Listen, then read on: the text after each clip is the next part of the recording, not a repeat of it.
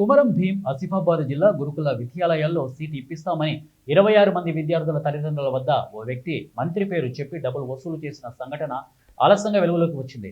వివరాల్లోకి వెళ్తే మహాత్మా జ్యోతి బాపులే గురుకుల పాఠశాలలో సీట్ ఇప్పిస్తామని ఆసిఫాబాద్కు చెందిన వ్యక్తి రాష్ట్ర మంత్రి సీతక్క అనుచరుడని చెబుతూ సిర్పూర్ కాగజ్ నగర్ అలాగే కౌటాల పలు మండలాల్లో విద్యార్థుల నుండి ఒక్కో సీటుకు 20,000 రూపాయల చొప్పున మాట్లాడుకున్నాడు.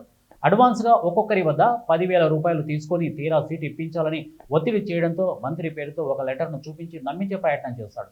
కానీ అతని తీరుపై అనుమానం రావడంతో సదరు వ్యక్తిపై విద్యార్థుల తల్లిదండ్రులు ఆసిఫాబాద్ పోలీసులకు ఫిర్యాదు చేశారు. మళ్ళీ డబ్బులు తీసుకున్నాడు కామ్రే ప్రశాంత్ కుమార్ అయితే ఆసిఫాబాద్ అతనిది. అయితే మేము అందరూ ఒకరికి ఒకరు ఇట్లా పరిచయం చేసి అంటే ఒకేసారి మేము ఆయన నమ్మలేదు, ఒకరి తర్వాత ఒకరు చెప్పిన తర్వాత మేము నమ్మినాం అన్నట్టు. అలాగా ఒకేసారి మేము ఇయ్యలే, ఒకరికి మా దారి నుండి వీళ్ళ దారి నుండి ఇంకొకరికి అట్లా పరిచయం అయ్యి అతన్ని మేము నమ్మినాము 26 మంది.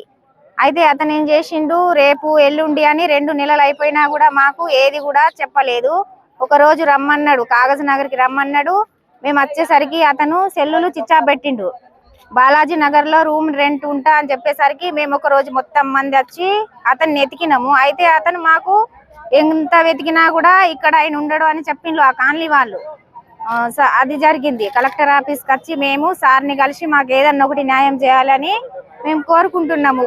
అలాగే మళ్ళా ప్రతి ఒక్క పేరెంట్స్ ఇలా మోసపోవద్దు. మాలాగా మేము కూలి పని చేసుకునేటోళ్ళము, మాలాగా మీరు కూడా ఎవరు దయచేసి మోసపోవద్దు పిల్లలున్న ప్రతి తల్లిదండ్రులకు.